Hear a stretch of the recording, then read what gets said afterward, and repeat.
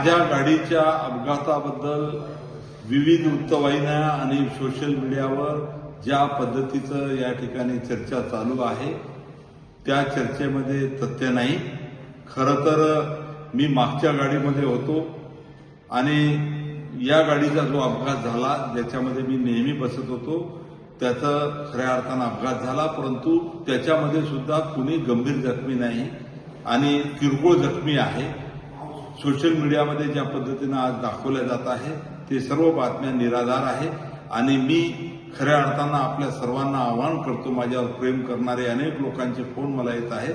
आपलं मुख्य लक्ष उद्या देशाचे प्रधानमंत्री सन्माननीय नरेंद्र मोदी साहेब यांचा जो दौरा आहे पोहरादेवी तालुका मानोरा जिल्हा वाशिम या कार्यक्रमामध्ये सकाळी 9 वाजता सर्वांनी या ठिकाणी मोठ्या संख्येनं उपस्थित राहावे।